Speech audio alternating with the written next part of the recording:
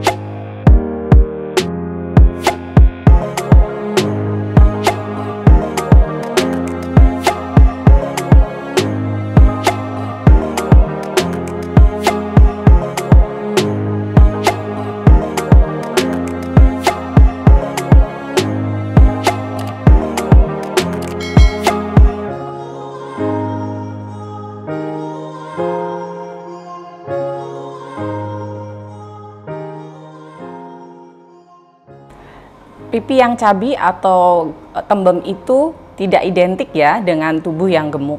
Karena pada kenyataannya belum tentu pasien yang memiliki pipi yang cabi atau tembem, mereka memiliki badan yang gemuk juga.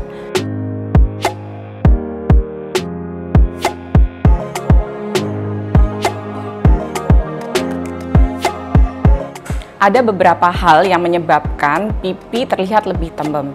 Yang pertama adalah bentuk wajah, yang kedua adalah obesitas, yang ketiga adalah penumpukan lemak pada wajah, yang keempat adalah pola makan yang tidak baik, terutama karena kebanyakan makan gula atau garam, kekurangan vitamin C. Yang kelima adalah penyakit tertentu, misalnya adalah gagal ginjal, Cushing syndrome maupun hipotiroid. Yang keenam adalah terlalu banyak ngemil atau mengunyah makan makanan keras. Yang ketujuh, mungkin bentuk rambut atau bentuk kacamata yang tidak sesuai dengan wajah juga bisa menyebabkan wajah terlihat lebih cabi ataupun tembem.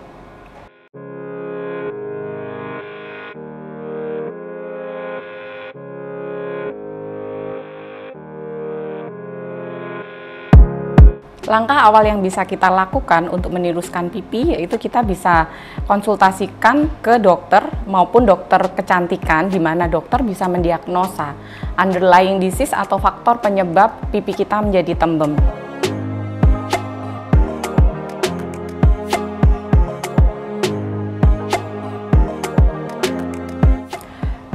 Perawatan yang kita lakukan untuk meniruskan pipi, yang pertama adalah mesolipolisis. Biasanya kita akan campurkan dengan tightening yang fungsinya selain untuk menghancurkan lemak pada area pipi, dia juga bisa mengencangkan. Yang kedua, kita bisa melakukan thread lift atau tarik benang, bukan tanam benang.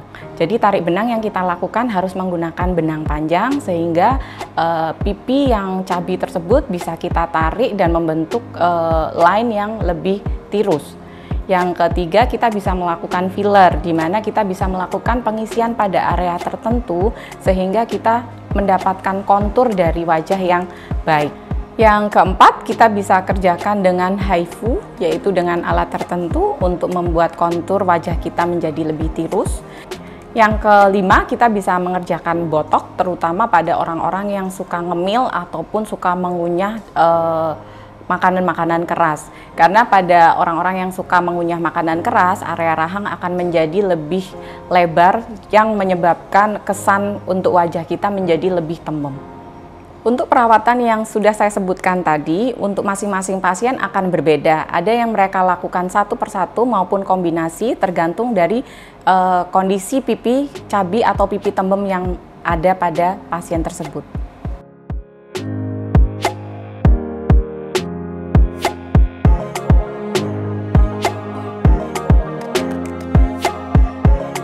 Tentunya untuk hasil yang permanen kita tidak bisa menjanjikan dikarenakan pada beberapa pasien memiliki kasus pipi tembem yang berbeda.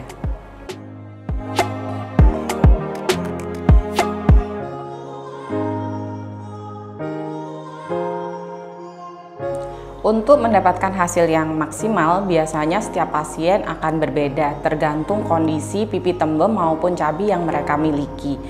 Untuk kasus yang berat biasanya diperlukan lebih dari 5 kali perawatan dan diperlukan untuk kombinasi dari beberapa treatment yang ada yang sudah saya sebutkan tadi.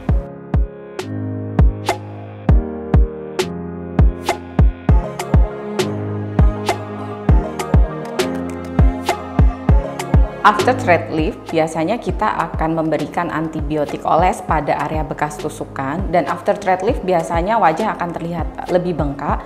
Mungkin pasien bisa melakukan kompres air dingin atau pasien juga bisa tidur dengan wajah terlentang sehingga bengkaknya akan cepat pudar. Pasca HIFU tidak diperlukan perawatan khusus, sedangkan untuk pasca filler diharapkan pasien akan kontrol ke dokternya setelah 3 hari maupun apabila terjadi nyeri yang hebat pasca pengerjaan filler. After botox biasanya pasien diharapkan tidak mengunyah makanan yang keras. Setelah mendapatkan hasil yang diinginkan, diharapkan pasien akan menjaga pola makan dan pola hidupnya sehingga pipi yang sudah di treatment tidak kembali seperti semula.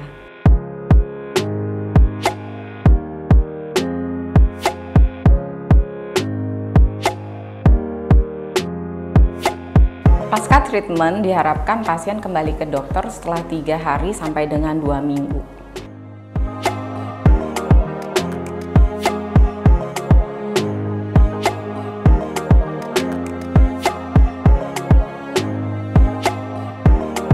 Sahabat Secan, ini dia treatment yang kita lakukan di klinik untuk membuat wajah lebih proporsional, yaitu dengan thread lift aptos dan HIFU.